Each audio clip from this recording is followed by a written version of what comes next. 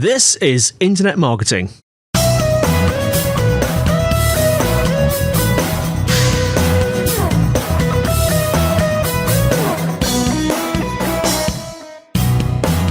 Brought to you by Site Visibility at sitevisibility.co.uk. This is Internet Marketing. Before we start today, we'd like to encourage anyone looking for help with their digital marketing to get in touch with Site Visibility. Whether you have a burning digital marketing question or you're looking for an agency to work with, they'd love to hear from you. Give them a call, +44 1273 733 433, or you can fill out the form at sitevisibility.co.uk/contact, or you can talk to either Scott or Sean via the live chat function on the website. They'd be happy to help.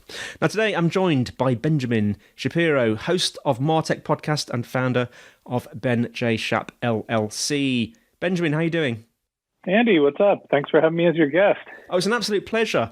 And I have to ask, you're down in, is it California? Suburbs of San Francisco, Northern California. Is it sunny? Beautiful today. High of 77 degrees Celsius. Wow.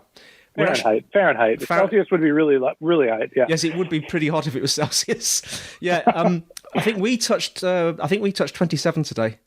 So we're slightly warmer than California, but it's just a weird thing we're doing. Yeah, we've just got this little bit of hot air coming up from the continent. It happens now and again, but don't worry, we'll be back to grey and rain probably by the end of next week. Well, why change a good thing? Well, why change a good thing? So let's start. I'm sure a lot of our listeners might already know you because you host the Martech Podcast, which is a huge podcast. But just for those that don't, and just generally, tell us a little bit about yourself, how you got to be the host of the Martech Podcast and what you've been up to. Absolutely. I've had, I guess, about a 15-year career in marketing, roundabout way from working in door-to-door sales through an agency. I landed at eBay, spent about 7 years there, worked at a couple early-stage startups, ran my own startup, and at some point after all those experiences, I decided I had enough of the prerequisite skills in marketing to be able to go out on my own. And so I've been an independent marketing consultant for about 4 years, meaning I work for myself and I help early and growth stage companies figure out who they're trying to reach with their marketing efforts and how to do it. And as part of that business, I decided I was going to create a content asset called the Martech Podcast to show that my consulting practice had some sort of expertise in the area of using technology to help people market their businesses or services. And lo and behold, after launching the Martech Podcast and spending a couple months producing the content, the original plan was that it was going to be a lead generation tool for my consulting business. And the audience grew and grew and grew. And I felt that there was a bigger opportunity to create and manage a content business than I would trying to get people to be consulting clients. And so for the last 16 months, I've been building the Martech Podcast, and we've onboarded a bunch of sponsors. And now it's basically my full-time job is to talk to other great marketers about their tips and techniques and career paths and trying to share those insights with the rest of our audience. It's an interesting story, actually. And I've heard this before where podcasts sort of start and they almost get a life of their own, don't they? So you were mentioning that you started your podcast as a sort of possibly a lead feed for your business, but it became something in its own right. Can you just expand on that slightly? Because I find that quite fascinating. How, in what way did it sort of become its own thing? Well, the problem, I'll take it back to why I launched the content asset as a promotional vehicle for consulting. Running an independent business is wonderful, right? Being a consultant and working on your own provides a lot of flexibility and a lot of uncertainty at the same time. And so I could tell you at the end of the year, roughly how much money I was going to make and how much I was going to work. But what I couldn't tell you is how hard or how much income I'd be making next month. Yeah. It sort of averages out over a long period of time, but the ups and downs became challenging for me to manage when I was, raising a young family. And so I wanted to create an asset that would help me smooth out the revenue curve. And my thought was, if I had more visibility and more reach, I would get more leads. And more leads equals more opportunities, and more opportunities means either more consistent business for me or the ability to hand other people projects and then take a cut as the middleman or as the advisor of the project. So that was the original intent, was I just needed to raise my visibility to help my consulting business. And I said what I was going to do, and I'm a firm believer that you have to give marketing channels enough time to mature before you try to monetize them. And so I said I was going to take 3 months, and all I was going to do was try to produce really high quality content to see if people were interested in listening to my show. And so after 3 months, I said I want to reach 1,000 downloads a month, and we were actually closer to 3,000 downloads a month. Wow. And so since we were so ahead of pace, and I'm happy to kind of describe some of the marketing channels that we used early on, we were ahead of pace and said, look, this is outperforming my expectations. I'm not going to mess with a good thing. I'm going to keep investing into this platform, and I'm not going to try to monetize it. I'm just going to try to grow the audience. So I stayed focused on growth, and I said I was going to do it for another 6 months and try to get to 10,000 downloads a month. Yeah. And that ended up being something that we hit after 9 months of running the podcast. And then I made the decision to try to monetize in a different way through sponsorships as opposed to lead generation. So, that's kind of the story of how I became a podcast host. It was, I wanted people to know who I was so they'd hire me. And then I just felt like there was enough people that were listening to the content and consuming it and sharing it that it was better suited to be its own independent thing as opposed to something specifically tied to my consulting business. And we'll come back to the podcast in a minute, but I just wanted to talk about, just for a few minutes, about, you mentioned that you started this podcast, you'd done quite a few things prior to that, and there's a lot of our listeners out there that are they're probably already in a career, but some of them might be looking to find a career as a marketer. And I just wonder what your thoughts are on that, because they could immediately look at podcasting, but do you think people have to sort of explore things and find out the best sort of channel, the best sort of career as a marketer? How do you think it goes? I can only speak to my experience, which is more about introspection and understanding what are the natural abilities that you have and what are the interests that you have. Yeah. And whatever those are, you need to think about how they can be applicable in marketing and what area of specialty you want to take on. I'll give you an example. I'm just a talker. Yeah. And, I am not a data scientist. I know enough math to be dangerous. And I'm not an artist. All right. I am not specifically focused on creative, but I have a lot of interest in terms of the psychology of marketing and the way that it's communicated. And so when you think about somebody who's naturally verbose like I am and, wants to understand how things work and have that sort of I don't know whether it's an engineering mindset, but the need to break things open and kind of understand how the machine is put together. Yeah. You put those pieces together and it sounds like that's somebody who should talk to a lot of people about how multiple different channels work. And that's what I've done as the host of the Martech podcast. I think that you have to be honest about who you are as opposed to think about specifically what are the hot job titles. 3 years ago, the hot job title was growth hacker. Yeah. Right now, now it might be ABM specialist. You need to think about who you are and what you do best, and think about how that can be applied into the broader context of connecting businesses and consumers. And that's really what marketing is. Yeah. So to go back to your podcast, just remind us, what year did it start? How long has it been going? Started last year. We're in month 16, so not very old, but in podcast terms, I guess that makes us like a teenager. Yeah, and the growth has been phenomenal, hasn't it? What's it sort of grown to roughly?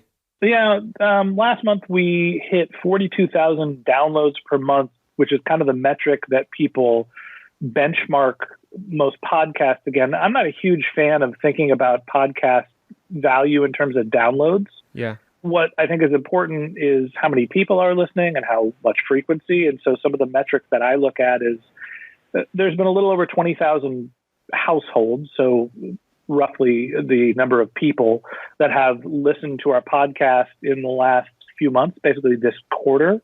And I look at things like the average consumption time and the subscriber rate. So about 88% of the people who listen to our show are subscribers, and they listen for about an hour and a half a month. So that's kind of the KPIs that I look at in terms of podcast health. Yeah.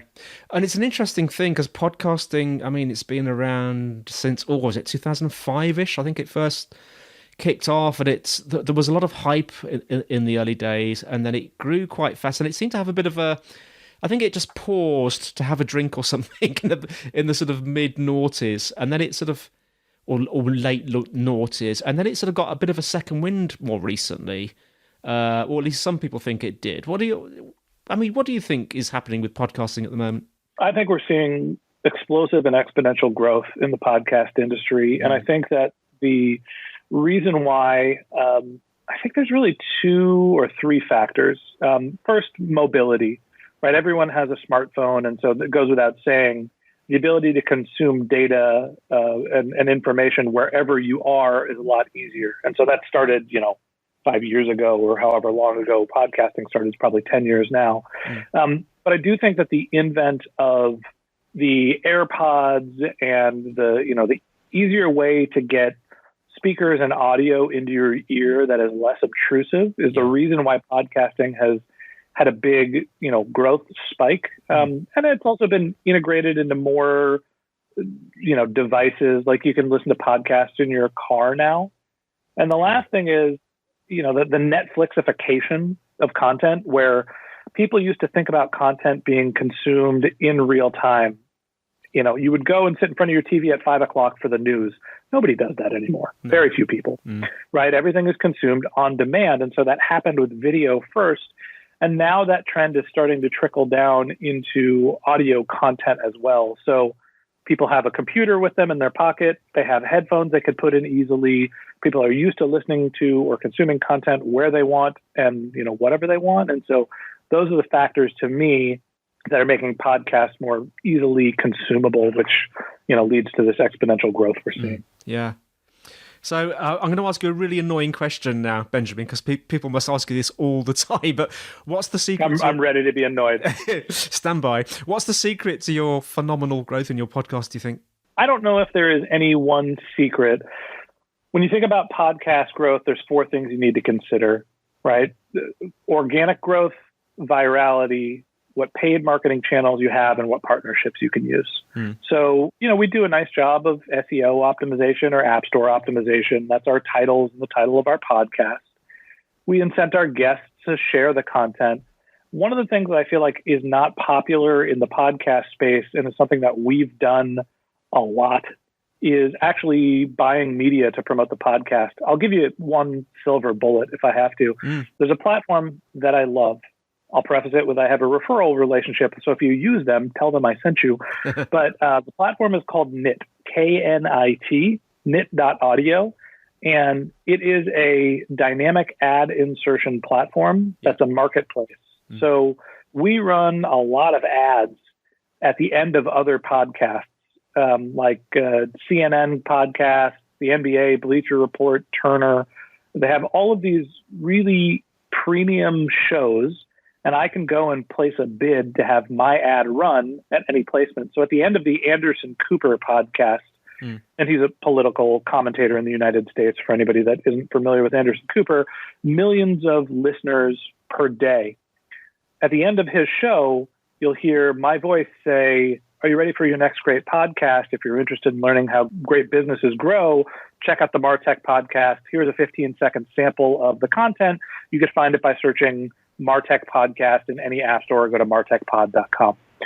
We pay for that media, so we have a paid growth strategy, just like you would if you were selling something in an e-commerce business. But we just try to meet the customers where they are, and since we're looking for podcast listeners, they're listening to podcasts, and that's where we advertise. So, the last thing is partnerships. Who do you know, and how can you get them to talk about your show? So the combination of those 4 things, to me, is the really, the secret sauce of podcast growth. Yeah. Well, thanks for those tips. Anyway, now podcasting is just like one of many marketing channels. I hate using that word channel, but I'll use it anyway. Marketing channel.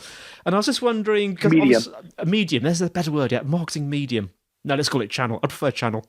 Channel. What I was thinking was that it's one of many channels, but do you see a sort of commonality between the different sort of marketing channels? I suppose in a way this relates to the question I asked earlier about finding a career fit as a marketer. Do you think there's a sort of golden thread that runs through, doesn't matter what the channel is? 100%. The secret that I think most marketers don't think about, they get into running a business and trying to promote their business, and they come up with the assumption that they know what channels it should be. I'm doing an e-commerce business, so I'm just going to run a bunch of Facebook ads. And boy, I hope that works. Or I'm going to buy AdWords, and I'm just going to try to optimize for that channel. And one thing that, most marketers, mostly new marketers, overlook is trying to understand who their customers are and talk to them and ask them where they're looking for information about your brands or services. If I had any advice for anybody that's starting in marketing, is go find 10 customers who have already purchased your product or 10 people that have engaged with your website and spend a half an hour talking to them about what the problem they're trying to solve is, why they're trying to solve it, where they want to find information about it, and what information are they looking for, and what are the different options that they are considering. If you can get the answers to those questions, you'll be amazed at how much people are going to tell you the answers to the quiz you're trying to take, which is, how should I put my copy together? What channel should I be using? How much frequency should I be putting into this? They'll give you all of the variables you're trying to figure out when you're running your Facebook campaign in terms of what's the reach I want to have. Hey, I want to be told about this. Yeah, once a week feels like it's right. Now, what's the message you're trying to get out? Just go talk to the people that are interested in your products or services, and they will give you the answer and tell you how they want to be marketed to. And then it's just a product of being able to go do that. Well, thank you so much, Benjamin, for coming on. How can our listeners find out more about the Martech podcast, but also about Ben J Shap LLC? Yeah.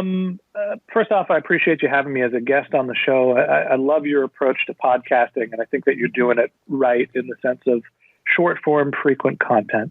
Oh, thanks, Ben. We do a very similar thing. You're welcome. We do a very similar thing at the Martech Podcast. We are a daily show that covers a different topic every day. And so if you're looking for 15 to 20 minute snippets just to try to get a little bit more up to date in various marketing channels, B2B, B2C, any type of marketing channel, you can go to martechpod.com, or you can look in any app store for the Martech Podcast. If you're interested in getting in touch with me, you can go to benjshap.com, and that's kind of the easiest way. There's a form to fill out on the website, and you can find more about my background if you're interested in that. Brilliant. Thanks, Benjamin. And thanks, everyone. The show notes will be in the usual place, or are in the usual place. sitevisibility.co.uk/IM podcast. If you're enjoying the show, please leave us a review. That will be good. Questions and suggestions to podcast@sitevisibility.co.uk. You can tweet @sitevisibility. We have a Site Visibility group on LinkedIn. So that's all from me, Andy. And it's all from Benjamin. Love your work, Andy. Thanks for coming on, Benjamin. And we'll see you next time on Internet Marketing.